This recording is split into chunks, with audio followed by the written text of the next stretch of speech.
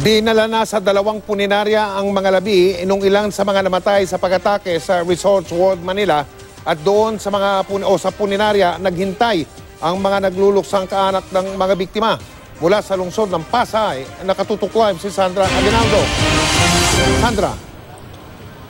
Yes, Mike, dalawa kaninang umaga at 22 ngayong hapon yung mga labi ng mga biktima ng doon sa Resorts World na nagsilating dito sa dalawang funeral home sa Pasay City. Mula nang sumingaw ang balita tungkol sa nangyaring pamamaril at sunog sa Resorts World, nag-aabang na ng balita ang mga kaanak ng empleyado at guest ng hotel. Si Joji Uy, hinahanap ang katawan ng kanyang manugang na si Roji Uy, VIP host sa Resorts World. 2 batang anak ang naiwan ni Roji, 5 at 8 taong gulang. Sa ngayon, nagsisilbing lakas daw ng pamilya ang pagmamahal na ipinarating ng biktima sa pinakahuling text message nito habang nagkakagulo sa hotel. Kagabi nag-text siya sa asawa niya. Sabi niya, hindi daw niya alam kung siya magtatago, wala siyang pagtaguan dun sa Resort World. Tapos nag-text siya ulit, sabi niya bahala na mahal ko yung 2 bata. Walang puso gumawa nito. Nandamay sila na walang inosenteng tao. Ang anak ko, may anak na 2 maliit. Dinamay nila yung 2 maliit na bata. Walang kapatawaran ang ginawa nila. Matipid bang magsalita ang ilan pa sa nag-aabang sa punerarya, hindi maitago ang bigat ng kanilang pangungulila. Paroot parito sila sa magkatabing Rizal Funeral Homes at Veronica Memorial Chapel para hanapin ang katawan ng mga kamag-anak nila. Si Randolph Pascual, sinabihan ng hotel na pumanaw ang kanyang tiyuhin at pinsan. Ang tagal na maghihintay, wala kaming nihaniho. Kaya yung hirap para sa amin na gagawin ang tanga, na paikot-ikutin kami. Diba? Kaya ang hirap para sa amin, sa totoo lang. Kaya mali ang Resort World, di ko alam kung gagawin namin dito. Sa Veronica Memorial Chapel, alas 7 ng umaga nang dumating ang labi ng Korean-looking na nasawi. Habang 9:40 AM naman nang dumating dito, ang labi ng isang sunog ang halos buong katawan na ayon kay Representative Emmy Calixto Rubiano ay labi ng gunman.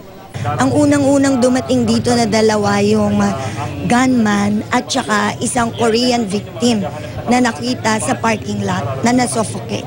Na-identify. Oo.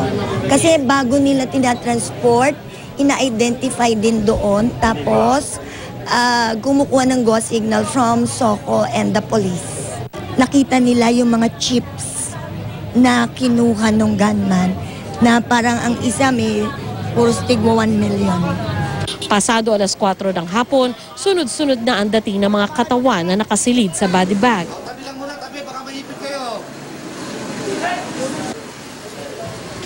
May isa pang nakahiga sa stretcher. Dumating din ang kinatawan ng Korean Embassy pero hindi ito nagsalita. Narito rin ang medico legal ng PNP. Naisa na nilang magsagawa ng autopsy para matukoy ang ikinamatay ng mga biktima. I-identify muna ng family. Tapos? After ma-identify, doon tayo magpuproceed sa exam. Ilan naman sa mga nagpunta rito, personal ding naranasan ang nangyari. Exit kami doon sa kitchen, may sumalubog naman putok sa amin. So, balik na naman na kanya-kanya na kaming tago. Kaya hindi po pwedeng isa lang yung pumasok doon na namamaril. Hindi lang isa yun.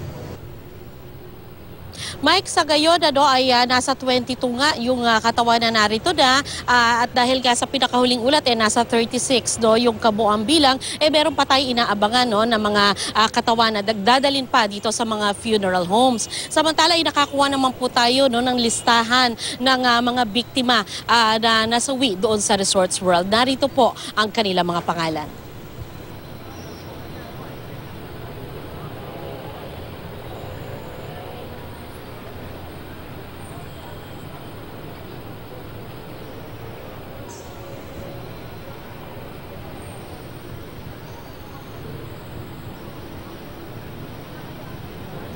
Mike, sa ngayon ay patuloy tayo mag-aantabay sa pagdating pa ng iba pang mga labi ng mga biktima. Mike? Maraming salamat, Sandra Aguinaldo.